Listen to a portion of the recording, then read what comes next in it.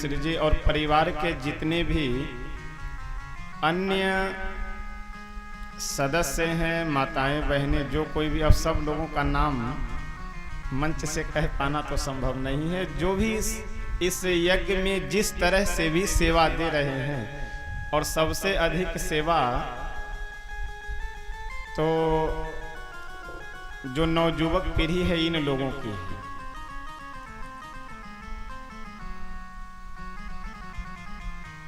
कौन भोजन किए, किनको पानी देना है, कहाँ झाड़ू लगाना है, कब दरी बिछाना है, हटाना है, यानी अच्छा देखिए, मन जब कहीं ना कहीं नियम में बंधा हुआ होता है तो समय पता नहीं चलता है।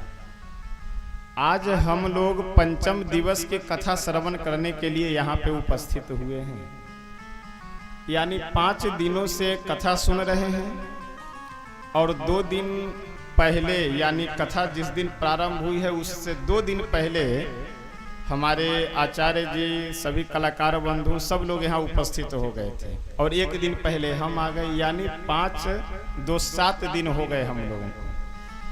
लेकिन विचार कर करके देखिए तो पता नहीं चलता है कि 5 दिन व्यतीत हो गए। क्यों? क्योंकि मन नियम में बंध जाता है।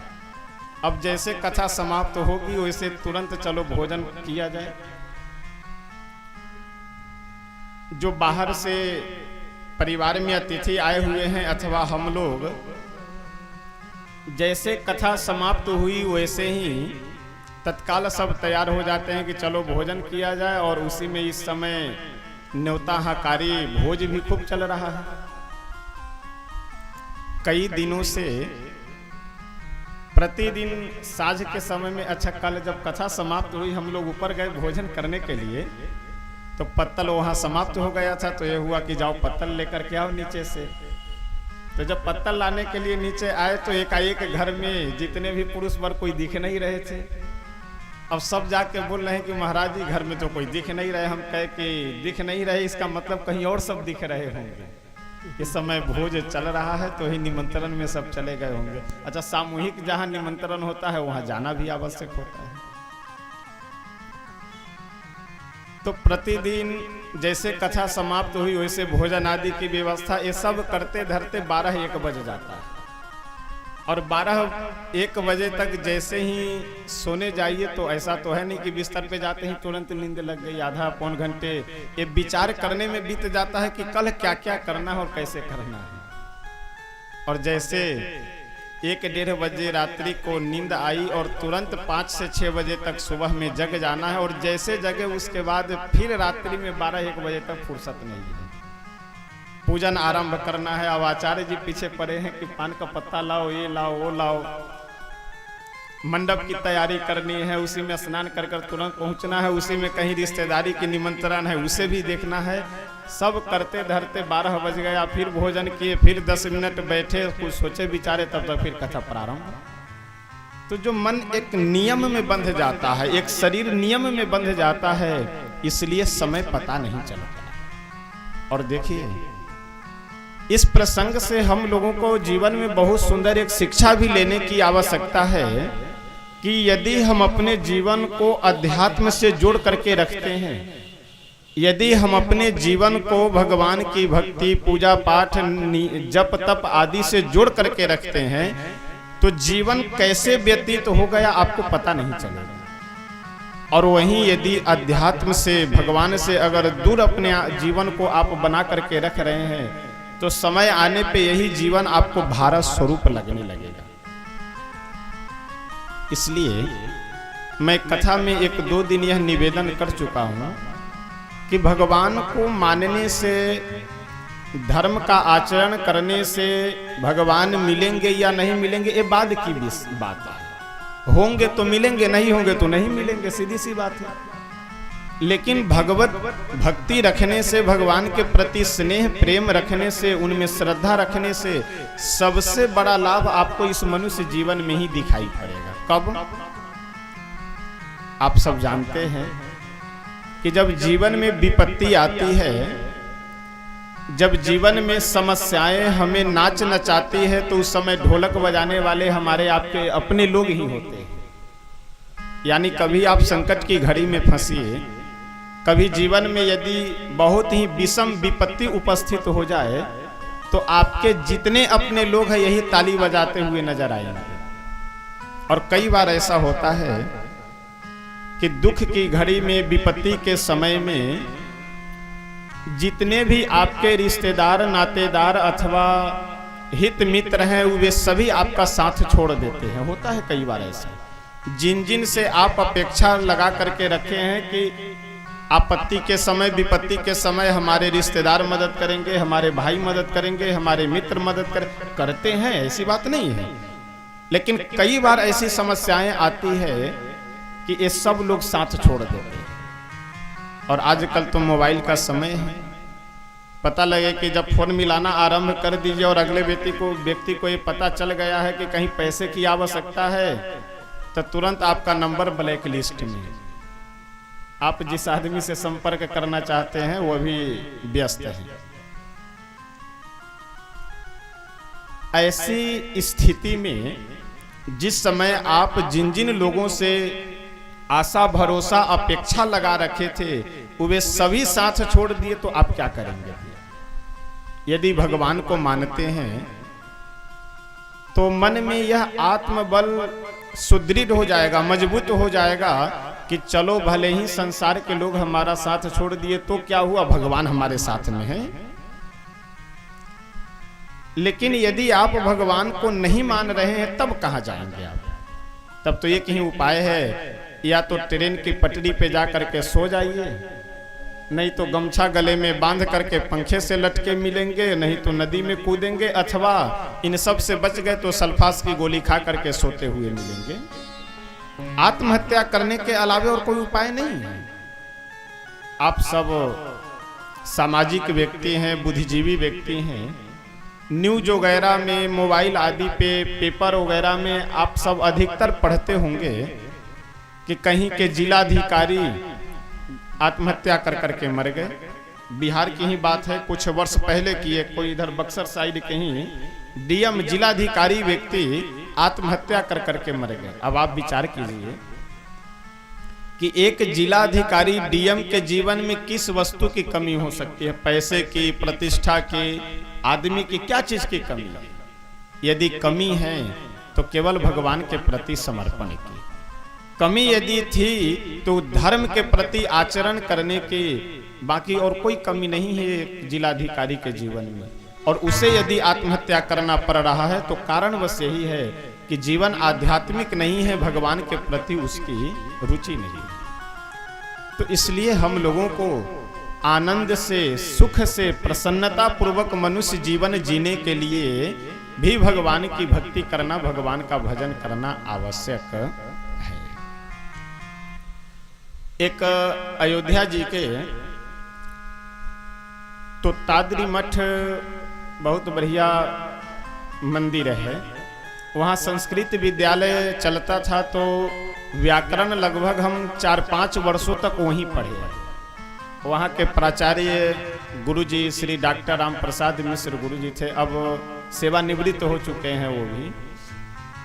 तो उनसे व्याकरण सिद्धांत कौमुदी पढ़ने के लिए जाते थे तो एक बहुत बढ़िया वो श्लोक लिखवाए हुए थे कि या राका शशि शोभना गत घना सा यामिनी यामिनी, या लोकद्वय साधिनी चतुरता सा चातुरी चातुरी, या गोविंद रस प्रमोद मधुरा सा माधुरी माधुरी। चतुरता हम लोग किस में समझते हैं? दूसरे को बेवकूफ बना दे, दूसरे को मूर्ख बना दे, दूसरे को ठग ले तो हम लोग प्रसन्न होते हैं कि देखो बेवकूफ बना करके 2000 रुपए ले लिए। तो हम लोग अपने आप को बुद्धिमान समझते हैं, चतुर समझते हैं, दूसरों को नीचा दिखाने में और बेवकूफ बनाने में। लेकिन वास्तविकता में चतुरता वही है कि जिससे हम अपने जीवन को अध्यात्म के रास्ते पे चला सके और भगवान को प्राप्त कर सके, वही चतुराई है। बाकी तो केवल बुद्धिहीनता है। या गोविंद रस प्रमोद मधुरा सा माधुरी माधुरी। इस संसार में यदि कुछ मधुरता है तो वह भगवान की भक्ति ही मधुरता है और भगवान के नाम में ही मधुरता है। बाकी जहाँ कहीं भी है ये सब तो क्षणिक मधुरता है। हमें लगता है कि इससे हमें सुख मिल रहा है, आनंद मिल रहा है, लेकिन वास्तविक आनंद और सुख हमें आपको संसार में नहीं मिलता है। जैसे इस संसार का सुख उसी तरह का सुख है कि यदि शरीर में खुजली हो जाए कहीं पे भी तो उसे खुजलाते समय बहुत आनंद आता है, बहुत सुख मिलता है, लेकिन खुजलाने के बाद जब जलन होने लगता है, घाव हो जाता है, तब उसके बाद जितना पहले सुख मिल रहा था उससे कई गुना दुख मिलता है। यही हमारे आपके जीवन की समस्या है। जिसका विवाह नहीं हुआ है, तमाम लड़के आते हैं आशीर्वाद मांगने के लिए कि महाराज जी आशीर्वाद दीजिए कि विवाह हो जाए। जिनकी शादी हो गई वो शादी से परेशान है और जिनकी नहीं शादी हुई हो शादी के लिए परेशान है। और तमाम शादीशुदा लोग आकर के यह कहते हुए नजर आते हैं कि महाराज जी आप ही लोगों को आनंद है, हम तो फंस गए। अच्छा, आपको फंसाया कौन? फंसे तो अपने मन से है। तो देखिए, न कहीं कोई स्वतंत्र है न कहीं कोई फंसा हुआ है। हम अपने आप को मान लिए हैं कि हम फंस गए हैं तो फंस गए हैं, और हम अपने आप को मान ले कि हम स्वतंत्र हैं तो स्वतंत्र हो जाएंगे। अब आप कहेंगे मान्यता से कैसे हो सकता है, तो बिल्कुल हो सकता है। गोस्वामी तुलसी बाबा एक चौपाई लिखे हैं कि माया बस जब भयो गोसाई बंध्यो कीर मरकट की नाई।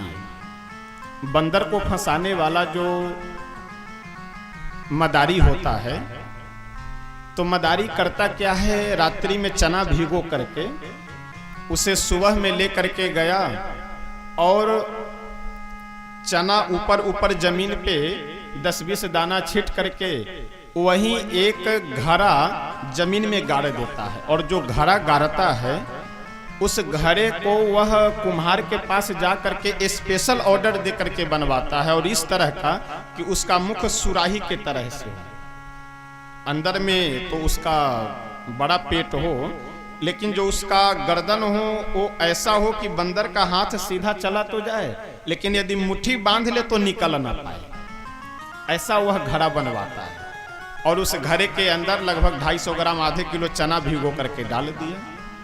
अब बंदर आया, आकर के चारों तरफ ऊपर ऊपर के चना को खा लिया।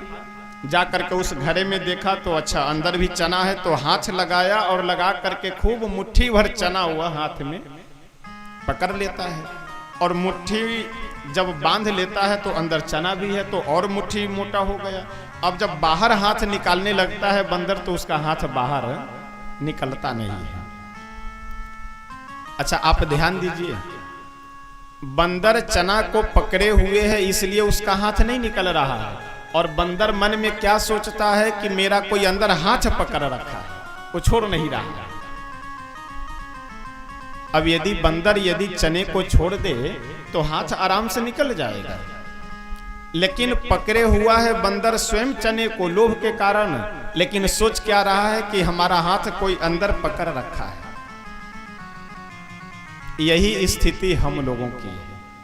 हम लोग तो पकड़े स्वयं संसार को रहते हैं, अपने मन को बिल्कुल मोह माया में स्वयं लगाए रहते हैं, और ऐसा चारों तरफ कहते फिरते हैं कि हमें परिवार वाले लोग छोड़ते नहीं हैं, परिवार से हम उरीन नहीं हो पा रहे हैं। तो ऐसा कभी सोचने की आवश्यकता ही नहीं है।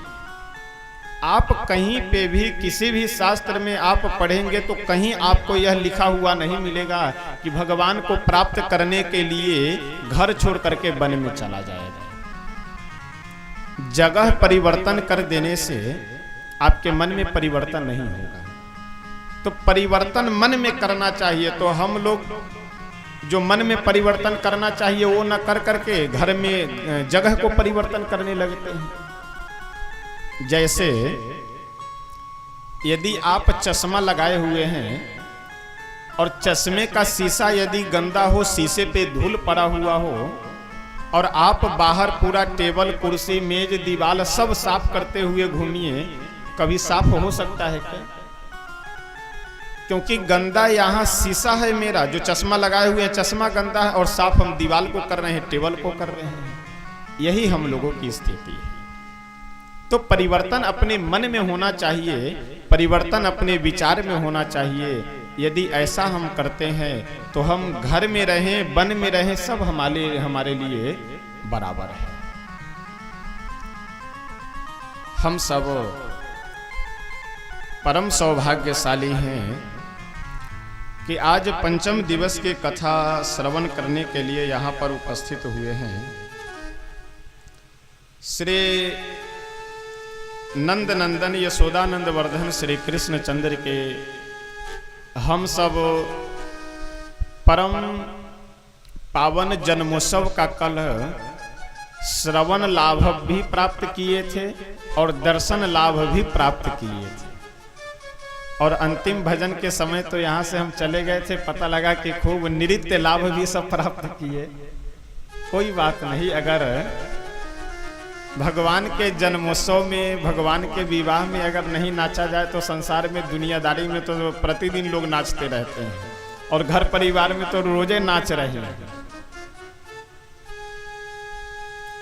तो इसलिए कोई ये सोचने की बात नहीं है कि शायद गलती किए या सही के, बिल्कुल सही की, इसमें कोई गलती नहीं है। भगवान इस धराधाम पे अपने भक्तों को आनंद देने के लिए और साइड में राक्षसों का वध करने के लिए अवतार लेते हैं। तो भगवान यदि अपने भक्तों को आनंद देने के लिए ही अवतार लेते हैं, तो हम लोग यदि उनकी लीला से, उनके प्रसंग से आनंद ले तो कोई ये गलत बात तो है नहीं। रामस्य नाम रूपम च लीला धाम परात् परम एतत् चतुष्टयम नित्यम सच्चिदानंद विग्रह। भगवान के नाम, रूप, लीला और धाम ये चारों कल्याणकारी हैं। और संयोग की बात यह है, सौभाग्य की बात यह है कि यहाँ हम सबको यह चारों उपलब्ध है। रामस्य नाम यानी हम लोग भगवान का नाम संकीर्तन भी कथा में किया करते हैं। रूपम यानी शालिग्राम भगवान अथवा वेदियों के माध्यम से हम सब जो दर्शन कर रहे हैं, यहाँ सभी देवता वेद मंत्रों के माध्यम से आवाहित तो हुए हैं और सभी यहाँ विराजमान हैं, और उन सब की विधिवत पूजा हो रही है। तो ये उनका रूप है। और साक्षात श्रीमद् भागवत भगवान तेने यम वांगमयी मूर्ति, तो ये साक्षात शब्दमयी मूर्ति है ही। तो रामस्य नाम रूपम च लीला, लीला यानी जो हम लोग कथा श्रवण कर रहे हैं, जो झांकी दर्शन लाभ प्राप्त कर रहे हैं, यही उनकी लीला है। और धाम, धाम तो क्या कहना, मिथिला धाम में हम सब विराजमान हैं। तो इससे अच्छी सौभाग्य की बात क्या हो सकती है कि हम लोगों को यहाँ भगवान के ये चारों साधन उपलब्ध है। श्री नंद बाबा अपने सभी ब्रिजवासियों को, सभी गोप मंडली को बुला करके बोले कि ऐसा है, आप सबको यहीं रहना है, यहीं बधाई मनाना है, यहीं भोजन करना है। सबका चूल्हा बर्तन बंद।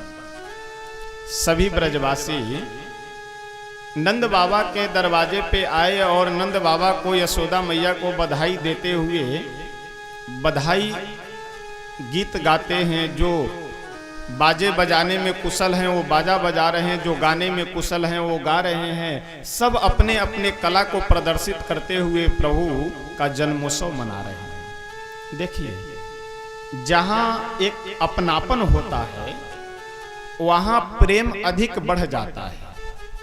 एक बहुत सुंदर प्रसंग है कि गन्ने में जहाँ गांठ होती है वहाँ रस नहीं होता है, और जहाँ रस होता है वहाँ गांठ नहीं होती है। हमारे आपके जीवन की भी यही स्थिति है। जब किसी भी संबंध में गांठ बन गया, चाहे वो भाई भाई में हो, चाहे पति पत्नी में हो, चाहे पिता पुत्र में हो, चाहे जिस संबंध में भी हो, यदि संबंध में गांठ बन गया तो प्रेम समाप्त हो जाएगा, वहाँ रस नहीं रह जाएगा। और जहां प्रेम है, जहां रस है, वहां गांठ नहीं होनी चाहिए। यदि अगला व्यक्ति कोई कुछ बोल दिया तो कोई बात नहीं, यदि गलती हमसे हो गया तो गलती की हम क्षमा मांग करके कि हमें नहीं बोलना चाहिए, नहीं कहना चाहिए, हमसे गलती हो गई। लेकिन हम एक गलती को छिपाने के चक्कर में 100 गलती और कर लेते हैं। हम लोगों की समस्या यह है। तो जीवन कभी भी आनंदित और सुखी तभी रह सकता है कि संबंधों में गांठ नहीं पड़ना चाहिए। और हम लोग क्या है कि हर संबंध में कोई कुछ बोल दिया, अब हम लोग तो कहते भी है, हम तो अपने हृदय में गांठ बांध लिए हैं कि उसे कभी भूलेंगे नहीं, तो बांधे रहो गांठ। तो कभी भी जीवन में यदि कुछ ऊपर नीचे हो जाए तो गांठ नहीं बांधना चाहिए। यदि गांठ बांधे संबंध में तो आनंद समाप्त हो जाएगा। और एक बात मैं और भी कथाओं में कहा करता हूं कि किसी भी संबंध में यदि विवाद बढ़े तो गाली गलौज हो कोई समस्या नहीं, कर लीजिए। मारपीट भी हो इससे भी कोई समस्या नहीं है, पीट लीजिए, पीट दीजिए, गाली सुन लीजिए, गाली दे दीजिए, जो करना हो कर लीजिए। लेकिन बोल चाल कभी बंद नहीं करना चाहिए, चाहे विवाद जितना भी बड़ा हो। लेकिन यदि बोल चाल आप बंद नहीं करेंगे तो उसका समाधान हो जाएगा। और जिस दिन आप बोल चाल बंद किए, समझिए कि समस्या के सारे समाधान बंद। यानी समाधान जो होना चाहिए उस समाधान के सारे द्वार बंद हो गए। तो इसलिए कभी भी आपसी संबंध में गांठ नहीं बांधना चाहिए और बोल चाल बंद नहीं करना चाहिए। सभी ब्रजवासी आए और आकर के प्रभु का जन्मोत्सव मना रहे हैं। चारों तरफ आनंद का माहौल है। इसी तरह से कुछ दिन समय व्यतीत हुआ। नंद बाबा अपने सभी ब्रजवासियों को लेकर के चल पड़े मथुरा की ओर। क्यों? क्योंकि मथुरा नरेश कंस को कई महीने व्यतीत हो गए, कर नहीं दिए थे। तो मथुरा नरेश को कर देने के लिए अपने सभी मित्र मंडली के साथ नंद बाबा मथुरा की ओर प्रस्थान करते हैं। इधर ब्रिज में नंद गांव में केवल घर की महिलाएं बची हुई थी, कुछ बच्चे थे और कुछ वृद्ध जन थे। बाकी जितने भी ब्रजवासी थे वो सभी कोई दूध, घी, द्रव्य, रुपया, पैसा आदि लेकर के मथुरा चले गए कर देने के लिए। इधर भागवतकार वर्णन करते हुए कहते हैं कि नंद बाबा तो उधर मथुरा गए कर देने के लिए, और इधर ब्रज में एक राक्षसी आ गई जिसका नाम था पूतना। पूतना इसका नाम भी बड़ा विचित्र है। पूतना, जिसके पहुंचने से वहां कोई भी पुत जीवित ना रहे, उसी का नाम है पूतना। भागवतकार कहते हैं कि कंसे न प्रहिता घोरा पूतना बाल घातिनी। इसका विशेषण भी बड़ा विचित्र देते हैं भागवतकार। क्या कहते हैं कि कंसे न प्रहिता घोरा पूतना बाल घातिनी। कैसी है ये? तो बाला नाम घातः बाल घातः, बालों को स्त्री शब्द का प्रयोग करते हुए घातिनी कहते हैं। सा बाल घातिनी, बच्चों को ही मारना केवल इसका काम था। वृंदावन में आई। भागवतकार तो लिखते हैं कि पूतना का जो असली चेहरा था वह तो बड़ा भयानक चेहरा था, लेकिन माया के द्वारा सुंदर स्त्री का रूप बना करके नंद बाबा के महल में पहुंची। जितनी भी गोपियां वहां खड़ी थी, यशोदा, रोहिणी आदि अन्य भी जो वृंदावन की गोपियां, वो सब जब पूतना को देखी तो उसे लगा कि शायद स्वर्ग से कोई अप्सरा उतर करके आई है। अब सब नमस्कार प्रणाम करती हुई, आओ बहन जी, आओ बहन जी, तुम्हारा स्वागत है मेरे घर में। सब बड़े प्रेम से आसन दी बैठने के लिए, लेकिन पूतना बैठी नहीं, सीधे पहुंच गई जहां पे भगवान श्री कृष्ण पालने में लेटे हुए थे। और जैसे पूतना उनके पास पहुंची सो प्रभु स्वयं सनिमील तीक्ष्णा अपने नेत्रों को बंद कर लिए। भगवान से किसी ने पूछा कि क्यों प्रभु आप अपने नेत्रों को आखिर बंद क्यों कर रहे हैं? प्रभु बोले कि ऐसा है, जो हमारे भक्तों का अपराध करने वाली हो, चाहे वह पुरुष हो या स्त्री, मैं अपने भक्त के अपराधी का मुख देखता नहीं। अच्छा, पूतना जब आई तो सबसे पहले वृंदावन के दूसरे घरों में जाने लगी, क्योंकि नंद बाबा जितने भी गोप हैं, जितने भी ब्रजवासी हैं, सबके मुखिया हैं, सरदार हैं। तो नंद बाबा के भवन में जाने से पूर्व जितने भी वृंदावन वासी हैं उन सबके घर में गई। लेकिन भगवान की ऐसी माया कि जितने भी बच्चे घर में पालने में कोई सो रहे थे, कोई नीचे बिस्तर पे सो रहे थे, एक भी बच्चे पूतना को दिखाई ही नहीं दिए। पूतना गई थी मारने के लिए, लेकिन वृंदावन में एक भी, ब्रज मंडल में, नंद गांव में एक भी बच्चे पूतना को दिखाई नहीं पड़ी। ये भगवान की माया थी। तो पूतना बच्चों को मारने के लिए आई थी, और जितने भी ब्रजवासी बच्चे हैं ये सब भगवान के अनन्य भक्त हैं। वो चाहे बछड़े हों, गौए हों, लता पता वृक्ष आदि हों, ये जितने भी हैं ये सब भगवान के अनन्य परम भक्त हैं। इसलिए प्रभु बोले कि ऐसा है जो मेरे भक्त का अहित करने वाला हो, ऐसे स्त्री हो या पुरुष, उसका मैं चेहरा देखता नहीं।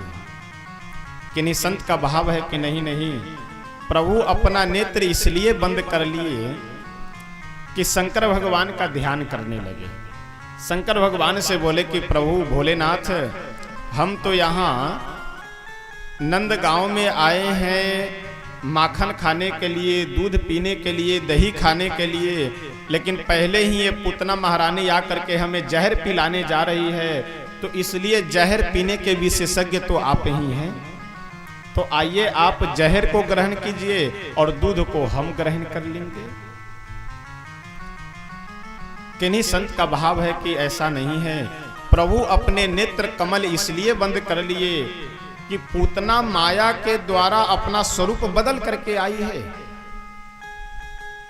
तो इसलिए प्रभु सोचे कि मैं यदि अपनी दृष्टि पूतना के ऊपर डालूंगा तो पूतना की जो माया है, पूतना जो अपने चेहरे को बदल करके आई है, उसकी माया समाप्त हो जाएगी और पूतना का जो विकराल शरीर है वह प्रकट हो जाएगा।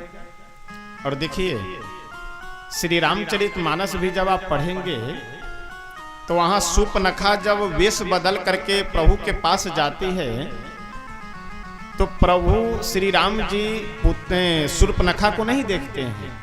गोस्वामी बाबा वहां बहुत सुंदर सावधानी से लिखते हुए कहते हैं कि सीत ही चितई कही प्रभु बाता। वाम भाग में श्री जानकी जी बैठी हैं तो भगवान सूर्पनखा को नहीं देखे, श्री जानकी जी की ओर देखते हुए बोले कि देवी ऐसा है, तुम हमारे छोटे भाई लक्ष्मण के पास चली जाओ, वही तुमसे विवाह करेंगे।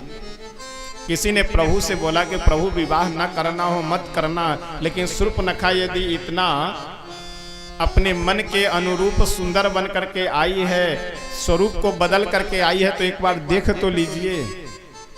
प्रभु बोले कि हम देख तो लेंगे, लेकिन हमारे देखने के बाद फिर ये देखने लायक नहीं रह जाएगी। जब असली चेहरा इसका प्रकट होगा तो देखने लायक थोड़ी रह जाएगी। यही कारण है कि हमारे नंद नंदन अपने नेत्रों को बंद कर लिए कि यदि मैं पूतना को देखा तो फिर पूतना देखने लायक नहीं रह जाएगी। इसलिए सनिमील ते क्षण अपने नेत्रों को प्रभु बंद कर लिए। पूतना आई और श्री कृष्ण को अपने गोद दुग्ध पान कराना प्रारंभ कर दिया। प्रभु तो पहले बहुत मना कर रहे थे कि हमें नहीं पीना है, लेकिन पूतना बार बार अरे नहीं नहीं, जो भी वैसे वृंदावन की ये भाषा है कि बच्चे को लाला यानी बेटे को लाला और बेटी को लाली कहा जाता है। अरे लाला पी लो, अरे लाला पी लो, अरे लाला पी लो, बार बार जब पूतना कह रही थी कि पी लो तो भगवान बोले कि चलो कोई बात नहीं। अब जैसे दुग्ध पान करना प्रभु प्रारंभ किए तो पूतना घर से निकल करके बाहर आने लगी। क्यों? क्योंकि दुग्ध पीने के बाद यदि यह बच्चा मर जाए तो हमें भागने के लिए सरल हो। घर में यदि रहेंगे तो चारों तरफ से घिर जाएंगे, और यदि बाहर रहेंगे तो भागने में आसानी होगी। तो चोर चोरी करने से पहले भागने का रास्ता वह देख करके रखता है कि किधर से भागने में आसानी होगी। पूतना घर से बाहर जैसे निकली वैसे प्रभु किए क्या कि दुग्ध के साथ शरीर में जो प्राण हमारा 5 स्वरूप में विद्यमान रहता है, प्राण अपान व्यान समान उदान, इन 5 रूपों में शरीर में संचरण करता है जीव। इन 5 प्राणों को प्रभु दूध के साथ खींचना आरंभ किए और कुछ ही क्षण में पूतना की जो श्वासें चल रही थी वो रुकने लगी। अब पूतना बार बार अरे मुच्चताम छोड़ो छोड़ो। भगवान बोले कि पूतना जी, हम इतना जल्दी किसी को पकड़ते नहीं हैं, और एक बार यदि पकड़ लिए तो जब तक उसका कल्याण न हो जाए तब तक हम छोड़ते भी नहीं हैं। तो अभी तुम ही बार बार हमसे कह रही थी कि पकड़ लो पकड़ लो पकड़ लो हमें, अब एक बार हम पकड़ लिए तो अब कह रही हो छोड़ दो, लेकिन ध्यान रखना जब तक तुम्हारा कल्याण न हो जाए तब तक हम छोड़ने वाले नहीं हैं। पूतना बोली कि अरे हमें कल्याण नहीं करवाना है, हमको जीवित रहना है, अभी हमें मोक्ष नहीं चाहिए। भगवान बोले तो ये पहले तुम्हें सोचना चाहिए ना, जब एक बार आकर के मेरे पास समर्पित कर दी अपने आप को तो पहले सोचना चाहिए ना कि मुझे कल्याण नहीं करवाना है। अब आग में हाथ रख दो और आग से कहो कि मेरे हाथ को जलाना मत, ये कैसे संभव है? तो इसलिए मैं इतना जल्दी पकड़ता नहीं, और यदि एक बार किसी को पकड़ लूं तो जब तक उसका कल्याण नहीं हो जाता है तब तक मैं उसे छोड़ता नहीं। पूतना के प्राण पखेरु उड़ गए, धराम से वह जमीन पे गिरी, और भागवतकार कहते हैं कि पूतना जब गिरी तो जो वह अपने स्वरूप को, चेहरे को बदल करके आई थी ना, उसका भयानक चेहरा प्रकट हो गया, उसकी माया समाप्त हो गई। देखिए ऐसा है कि भगवान की भक्ति और मंत्रों की सिद्धि, एक बहुत गंभीर बात मैं बताने जा रहा हूं कि कई बार लोग मंत्र सिद्धि के चक्कर में पड़ने लगते हैं कि नहीं मंत्र को सिद्ध करना तांत्रिक विधि से। तो भगवान की भक्ति में और मंत्रों की सिद्धि में यही अंतर है। आपत्ति काल में यदि आप भगवान का नाम जप कर रहे हैं, भगवान की भक्ति कर रहे हैं, तो विपत्ति के समय, आपत्ति के समय भगवान आपकी रक्षा करेंगे। और यदि व्यक्ति मंत्रों की सिद्धि कर रहा है तो जिन देवता की वह उपासना करता है, जिन मंत्र की वह सिद्धि करता है, मरने के बाद उसकी प्राप्ति उसी देवता को होती है। जैसे यदि भूत प्रेत की कोई सिद्धि कर रहा हो तो मरने के बाद वह भूत प्रेत ही होता है। कोई यदि बलि आदि दे करके देवी की उपासना कर रहा हो तो मरने के बाद उसे ही भी बलि चढ़ना पड़ता है। कल के प्रसंग में हमने निवेदन किया था कि जब नरकों का वर्णन भागवतकार करते हैं तो कहते हैं कि जो भी मनुष्य चाहे जिस कारण से किसी जीव की हिंसा कर रहा हो, तो मरने के बाद जिस तरह से जिस जीव को वह इस समय मार रहा है वही जीव उसे अगले जन्म में बदला लेता है। तो इसलिए हिंसा कभी भी किसी तरह से हम लोगों को नहीं करनी चाहिए, और मंत्र का जप भी, भक्ति भी हम लोगों को बहुत सोच विचार करके करना चाहिए।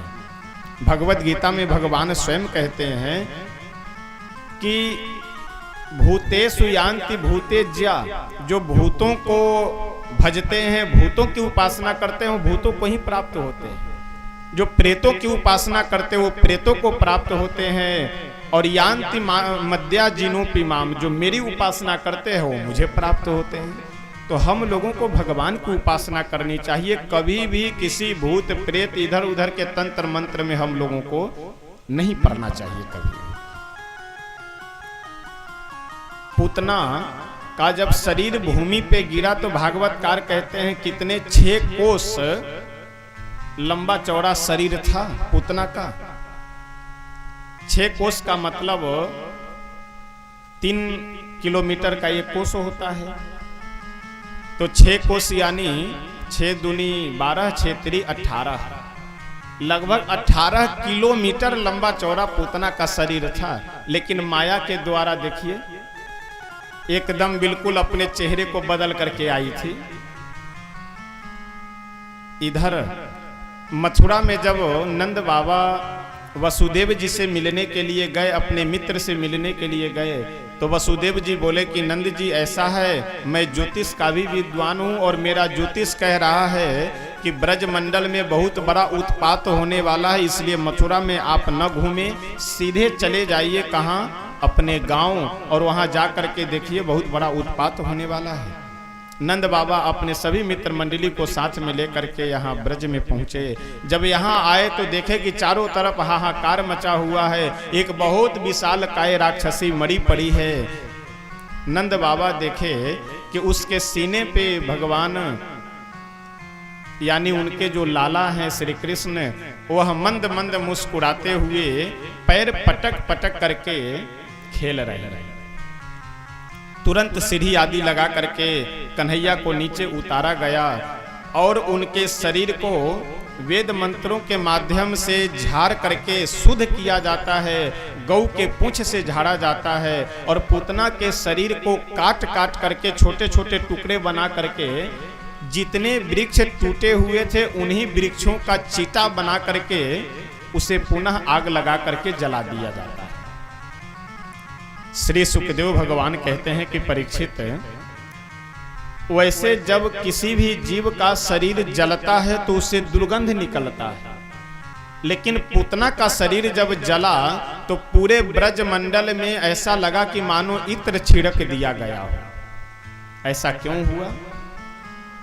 क्योंकि भगवान श्री कृष्ण अपने मुख कमल से, चरण कमल से, हस्त कमल से पूतना के शरीर का स्पर्श कर लिए थे। यही कारण है कि पूतना का शरीर इतना दिव्य और इतना पुण्यवान हो गया कि उस शरीर के जलने से दुर्गंध नहीं अपितु सुगंध की प्राप्ति होने लगी।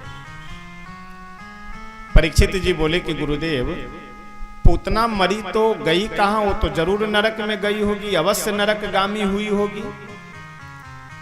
सुखदेव भगवान मुस्कुराते हुए बोले कि नहीं नहीं परीक्षित, वो नरक गामिनी नहीं हुई, वो तो उस पद की गामिनी हुई जिस पद पे अभी आगे देवकी और यशोदा जी जाने वाली है। भागवतकार बहुत सुंदर लिखते हुए कहते हैं, अहो वकीयम स्तनकाल कूटम जिघांसया पाययदप्यसाध्वी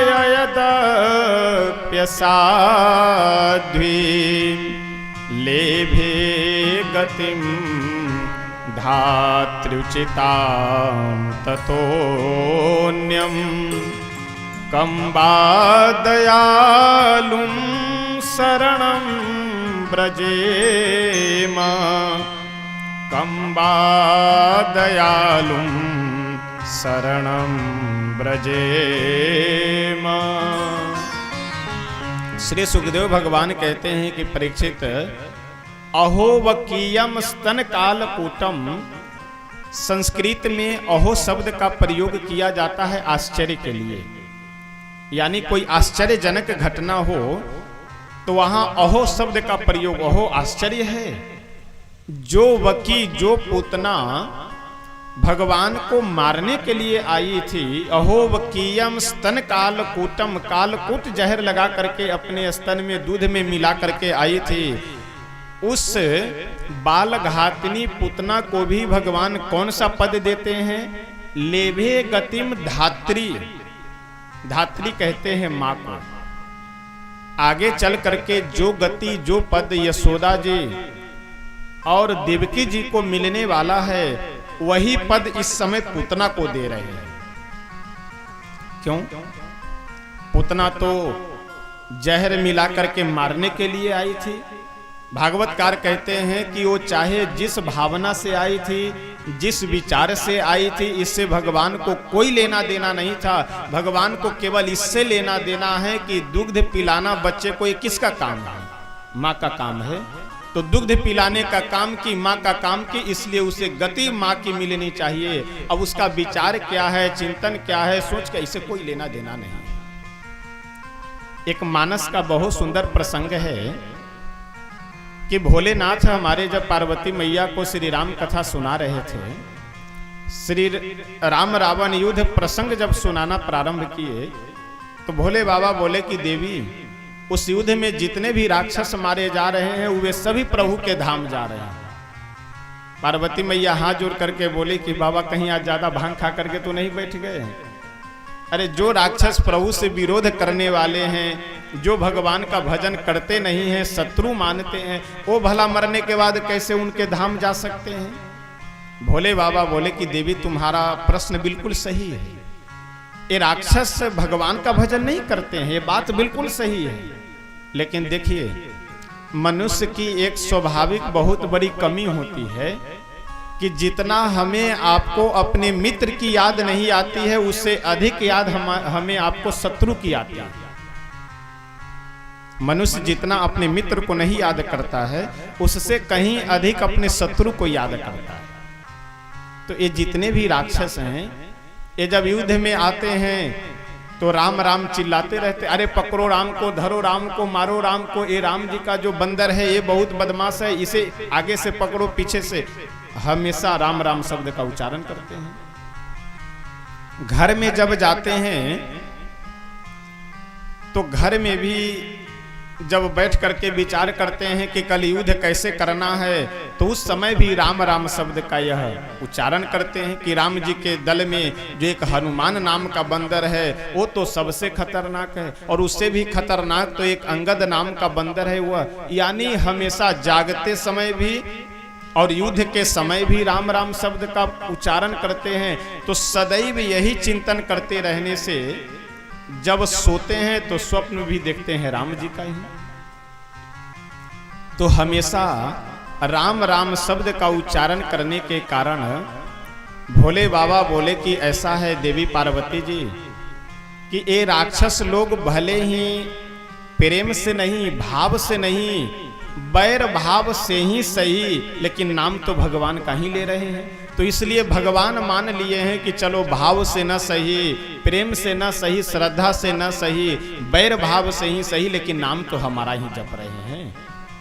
उमा राम मृदुचित करुणाकर, बैर भाव मुहि सुमिरत निश्चर। बैर भाव से ही सही, लेकिन ये राक्षस लोग तो चिंतन स्मरण हमारा ही कर रहे हैं।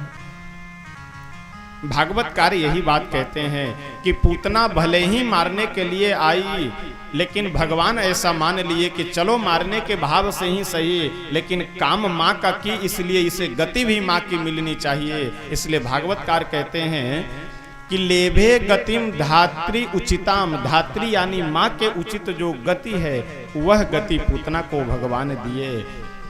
भागवतकार कहते हैं कि कम बा दयालुम शरणम ब्रजेम, ऐसे दयालु और कौन हो सकते हैं जिनके शरण में जाया जाए। इस तरह से भागवतकार पूतना का बहुत सुंदर प्रसंग वर्णन करते हैं। देखिए, भगवान साधन साध्य नहीं है, भगवान कृपा साध्य है। वो कैसे मेरे ऊपर कृपा करेंगे ये उन्हीं के ऊपर निर्भर है। हम लोगों का कर्तव्य है कि उनका भजन करे, उनका स्मरण करे, उनका चिंतन करे, लेकिन किस गुण पे प्रसन्न हो करके वह कृपा करेंगे वह उन्हीं के ऊपर निर्भर है। आइए, बिंदु जी महाराज का एक बहुत सुंदर भजन है, हम सब एक दो पंक्ति गा करके तब फिर आगे बढ़ेंगे। न जाने कौन से गुण पर दया निधि रीझ जाते हैं, न जाने कौन से गुण पर दया निधि रीझ जाते हैं, न जाने कौन से गुण पर दया निधि रीझ जाते हैं, न जाने कौन से गुण पर दया निधि रीझ जाते हैं, न जाने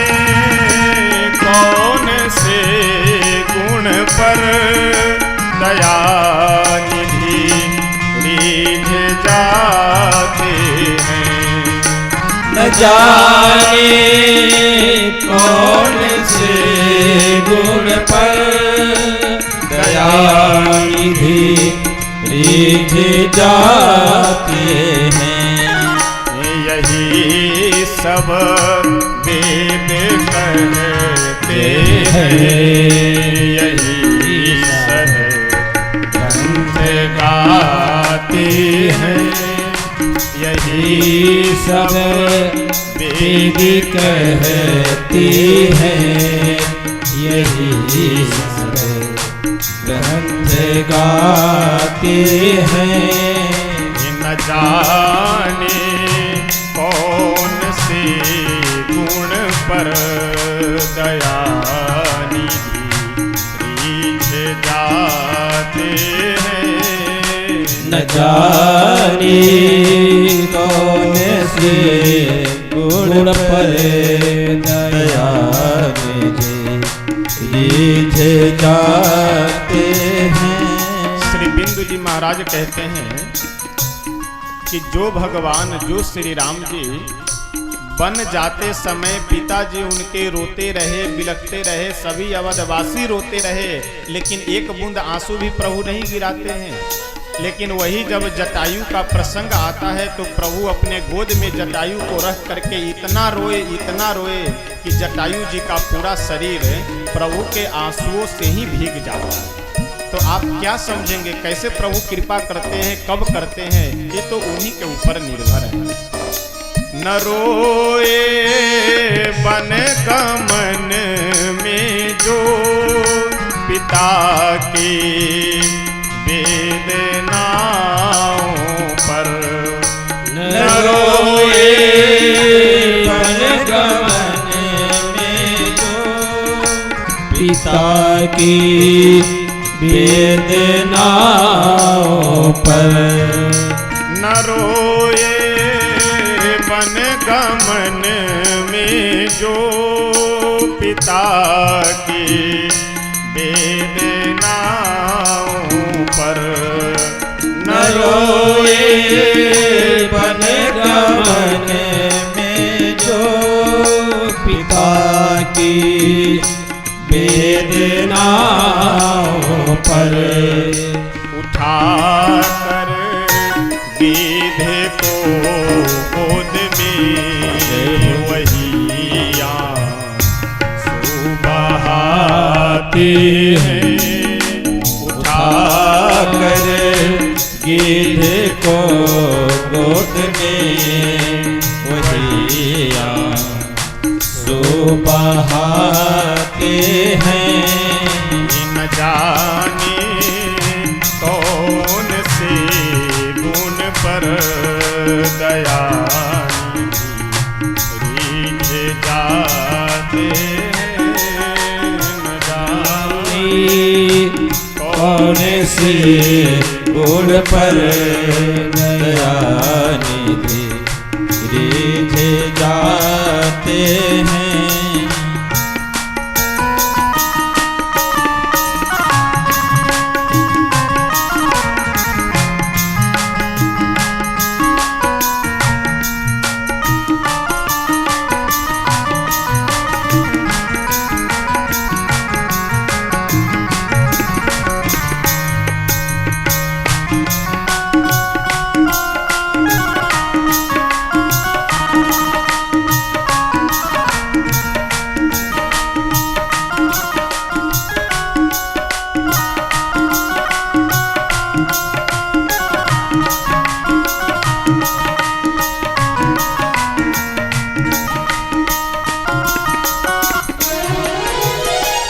अगली पंक्ति में श्री बिंदु जी महाराज भागवत जी का ही प्रसंग वर्णन करते हुए कहते हैं, न आए मधुपुरी से जो गोपियों की व्यथा सुनकर।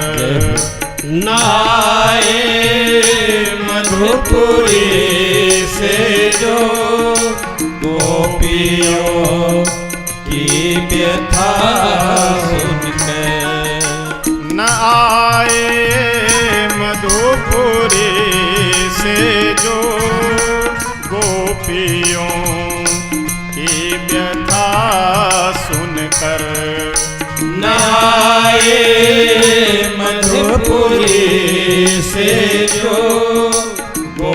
द्रौपदियों की व्यथा उनकर द्रौपदी के बुलाने पर द्वारिका से दौड़े आते हैं।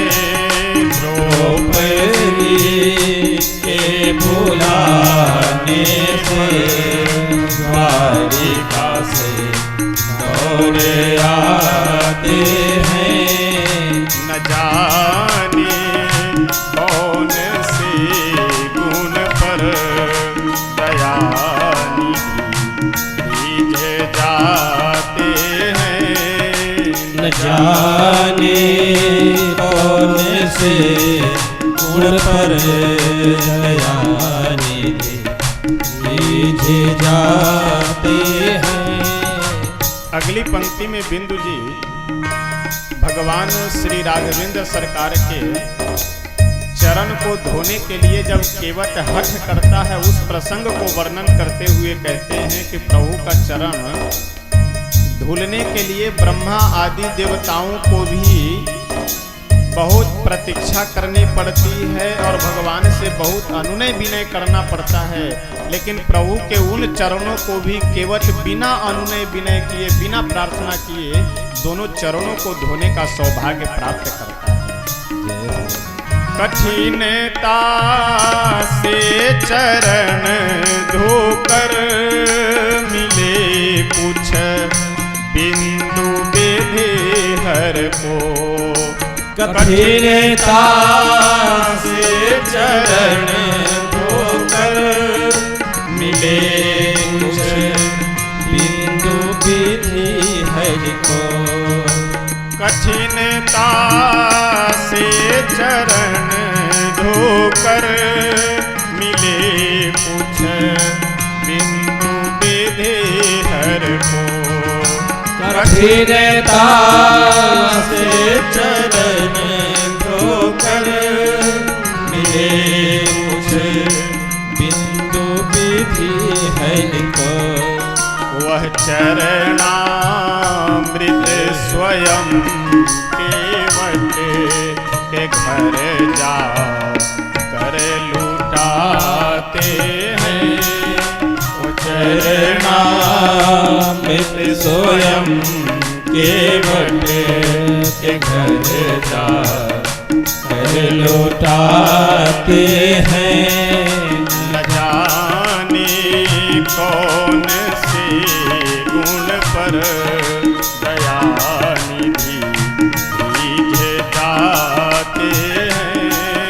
न जाने कौन से गुण पर दया निधि भीजे जाते हैं। न जाने कौन से गुण पर दया निधि भीजे जाते हैं। न जाने कौन से गुण पर दया निधि भीजे जाते हैं। यही सब वेद कहते हैं। यही सब ग्रंथ गाते हैं। यही सब वेद कहते हैं। यही सब ग्रंथ गाते हैं। न जाने कौन से गुण पर दया निधि भीजे जाते हैं। न जाने कौन से गुण पर दया निधि भीजे जाती है। श्री राधा कृष्ण भगवान की जय। न जाने कौन से गुण पर दया निधि रीझ जाते हैं। हमारा आपका कर्तव्य केवल यही है कि हम उनका नाम जप करें, उनका स्मरण करें, उनकी भक्ति करें। बाकी किस गुण पे रिझेंगे, कब कृपा करेंगे, कैसे कृपा करेंगे, यह तो उन्हीं के ऊपर निर्भर है। पूतना का उद्धार करते हैं भागवतकार बहुत सुंदर आगे प्रसंग वर्णन करते हुए कहते हैं कि एक दिन की बात है, विशेष करके माँ के हृदय में यह चिंता रहती है, जब तक बच्चा करवट न बदल ले तब तक मन में यह चिंता लगी रहती है कि कहीं ऐसा तो नहीं कि मेरा पुत्र शरीर के किसी अंग से कमजोर हो। और जब बच्चा करवट बदल लेता है तो माता पिता को विश्वास हो जाता है कि मेरा बेटा किसी अंग से अपंग नहीं है, कमजोर नहीं, सब शरीर ठीक ठाक है। एक दिन यशोदा मैया पालने में अपने लाला को सुलाई और सुला करके जैसे खड़े हो करके वहां से जाना चाहिए, वैसे प्रभु किलकारी मारते हुए करवट बदल लिए। अब सीधा सुलाई हुई थी, अब सीधा प्रभु सोए हुए हैं, लेकिन किलकारी मारते हुए पलट गए। अब जैसे पलटे तो यशोदा जी यह दृश्य देखी तो उनका मन बिल्कुल एकदम समझिए कि आनंद से भर गया। क्यों? क्योंकि आज पहली बार मेरा लाला करवट बदला है, इसका मतलब मेरा लाला पूर्ण रूप से, मेरा पुत्र पूर्ण रूप से स्वस्थ है, किसी भी अंग से अपंग या किसी भी अंग से कमजोर नहीं। अब तो दरवाजे पे आई और आ करके जोर जोर से आवाज दे करके अपनी सभी गोपियों को, अपने आस पड़ोस की सभी महिलाओं को आवाज दे करके बुलाने लगी। और जब सभी गोपियां पास में पहुंची, बोली क्या बात है? यशोदा जी बोली कि ऐसा है कि आज अभी सब काम धंधा अपना अपना छोड़ करके आप सबको मेरे दरवाजे पे ही रहना है और यहाँ उत्सव मनाना है। कैसा उत्सव? तो मेरा लाला करवट बदला है, इसलिए करवट बदलने के उपलक्ष्य में आप सबको यही उत्सव मनाना है। अब यशोदा जी की क्या कि एक पालने में अपने लाला को स्नान आदि करा करके सुला दी और सुलाने के बाद बैलगाड़ी को छकरा कहा जाता है। तो बैलगाड़ी को जब कहीं यदि रखा गया हो तो आप सब देख, पीछे वाला भाग उठा रहता है और आगे का जो जुआ वाला भाग है वो नीचे रहता है। तो पीछे का भाग जो बैलगाड़ी का उठा हुआ था, उसी बैलगाड़ी के नीचे पालने में कन्हैया को सुला करके और यशोदा जी गई जा करके रख दी। और इधर जो महिलाओं का अपना गीत संगीत होता है, वो मजीरा, ढोल और हारमोनियम सब ले करके वो सब सोहर और सब गाने लगी और इसी में मस्त हो गई गाने में। अब भगवान कुछ देर बाद जब उनका नेत्र खुला तो जोर जोर से रोने लगे, चिल्लाने लगे। लेकिन यहाँ सब ढोलक बजा बजा करके वो सोहर गाने में बिजी थी। अब प्रभु को रोते हुए कोई सुनी नहीं। प्रभु बोले कि वाह, अच्छा है, हमारे ही करवट बदलने के उपलक्ष्य में सब उत्सव मना रही है और हम यहाँ भूख से तड़प रहे हैं, रो रहे हैं, तो हमें पूछने वाला कोई है ही नहीं। अब प्रभु बस अब प्रभु किए क्या कि अपने चरण कमल को बढ़ा करके एक पैर जोर से उस छकड़े में मारे। सो उस छकड़े के ऊपर, बैलगाड़ी के ऊपर दही, दूध, घी आदि के मटके रखे हुए थे। वह छकड़ा बहुत ऊपर गया और ऊपर से जैसे नीचे गिरा धराम से, अब कहीं दूध का घड़ा गिर रहा है, कहीं माखन का घड़ा गिर रहा है, तो कहीं दही का मटका गिर रहा है। लेकिन आश्चर्य की बात है, जिस पालने में प्रभु सो रहे हैं उसके पालने के चारों तरफ मटके गिरे पड़े हैं, बिखरा पड़ा है छकरे का। कहीं जुआ गिरा, कहीं कोई लकड़ी, कहीं पहिया गिरा, लेकिन पालने के अंदर एक बूंद भी कोई दूध, दही, घी आदि कुछ वस्तु नहीं गिरा। अब जैसे वह छकड़ा बैलगाड़ी ऊपर गया, सो यशोदा जी तुरंत अपनी सभी सखियों के साथ घबरा करके वहां से दौड़ी और दौड़ करके जब से वहां तक पहुंची अपने लाला के पास, तो देखी भगवान की बड़ी कृपा। अच्छा, मन ही मन भगवान को धन्यवाद देती है कि पूतना से भी रक्षा किए और आज इस तरह की विपत्ति आई थी, इससे भी प्रभु हमारे लाला की रक्षा कर रहे हैं। भगवान की बहुत बड़ी कृपा है।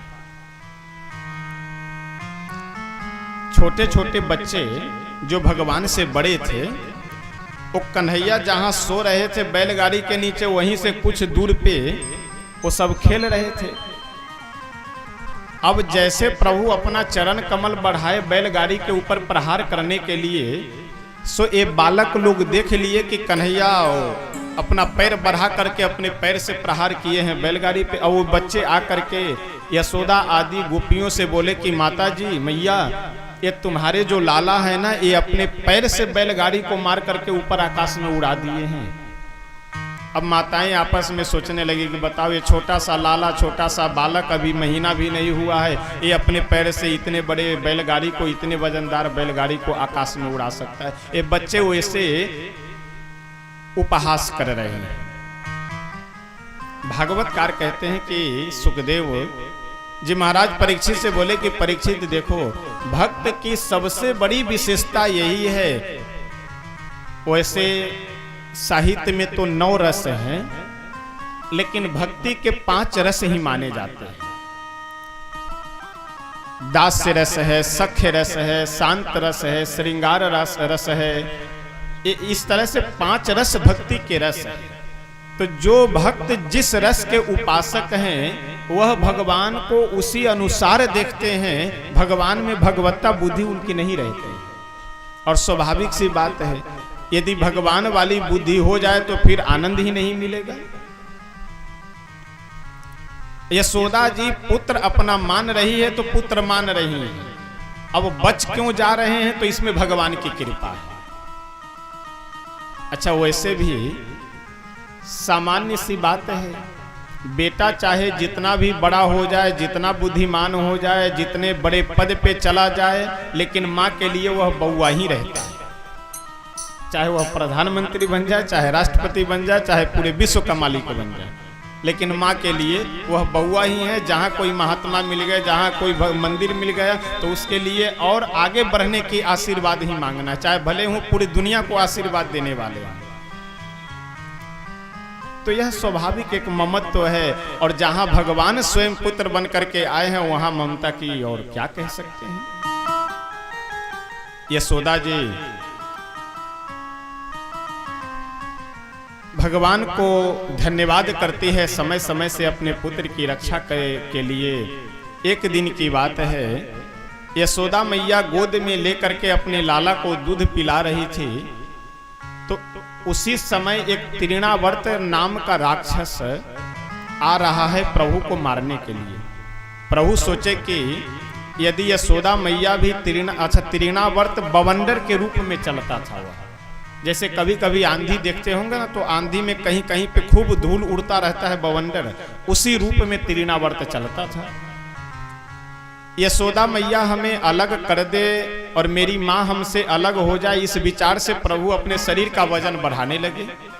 और धीरे धीरे धीरे धीरे जब शरीर भारी लगने लगा, तो यशोदा जी देखी कि अभी तो बिल्कुल हल्का लग रहा था मेरा लाला, और बहुत भारी लगने लगा। यशोदा जी सोची कि ओहो, कब से दूध पिला रहे हैं, तो इतना यह दूध पी लिया कि इसका शरीर भारी हो गया। अब की क्या, एक पालने में प्रभु को सुला करके और स्वयं जा करके घर के कार्यों में व्यस्त हो गई। इधर तृणावर्त आया, देखा कि ओहो यही है नंद का लाला। अब जैसे जा करके प्रभु को अपने बवंडर में फंसा करके ऊपर उठाया, सो प्रभु दोनों हाथ से तृणावर्त का गर्दन पकड़ लिए और दबा करके अपने शरीर को इतना वजनदार बना दिए कि उसी शरीर से दब करके तृणावर्त का राम नाम सत्य हो जाता है। अच्छा देखिए, अभी आगे बहुत से राक्षस आएंगे, अघासुर, बकासुर, सक्टासुर, ये जितने असुर आते जाएंगे, प्रभु उनका राम नाम सत्य करते जाएंगे। इनकी कहानी सुनने की कोई जरूरत नहीं है, क्योंकि ये सब राक्षस हैं, असुर हैं, प्रभु से विरोध करके प्रभु को मारने के लिए आ रहे हैं, तो इनकी कहानी विस्तार से सुनने की क्या आवश्यकता है। अच्छा, भागवतकार भी बहुत संक्षिप्त में ही इन लोगों का प्रसंग वर्णन कर देते हैं, क्योंकि ये सब कोई स्वतंत्रता संग्राम सेनानी तो है नहीं कि इनकी जयंती मनाई जाएगी। इन सब का काम है दूसरों को परेशान करना, मरना और मारना, तो इनकी बहुत गाथा गाने की कोई आवश्यकता नहीं है। ये सब आ रहे हैं और जा रहे हैं। कहाँ जा रहे हैं? ऊपर जा रहे हैं। भागवतकार बहुत सुंदर अनेकों प्रसंग वर्णन करते हुए कहते हैं कि प्रभु अपने नए नए लीलाओं के माध्यम से सभी ब्रजवासियों को आनंद दे रहे हैं। एक दिन प्रभु अपनी माँ यशोदा जी के सामने बैठे हुए हैं। अच्छा, अभी घुटने और दोनों हाथ के बल से चल रहे हैं। तो एक दिन बैठे हुए थे, यशोदा जी अचानक अपने लाला के पास जब गई और उन्हें उठाने का प्रयास की तो प्रभु मुस्कुराते हुए, अच्छा इस समय अभी मिट्टी खाने की बात नहीं है, ध्यान रखिएगा, मिट्टी खाने के का प्रसंग अभी आगे आएगा। एक दिन प्रभु बैठे हुए हैं और जैसे यशोदा मैया गई उठाने के लिए तो प्रभु मुस्कुरा करके अपना मुख खोले से प्रभु के मुख में पूरे ब्रह्मांड का यशोदा जी को दर्शन हो जाता है। अच्छा, यशोदा जी ये नहीं सोचे कि क्या कारण है कि मेरे लाला के मुख में पूरे ब्रह्मांड का दर्शन हो रहा है। यशोदा जी ये सोचे कि लगता है मेरे नेत्रों में कहीं मोतियाबिंद वगैरह हो गया है, मेरे नेत्र में ही कोई खराबी आ गई है जो ये अनाप शनाप दृश्य मुझे दिखाई पड़ने लगा है। यशोदा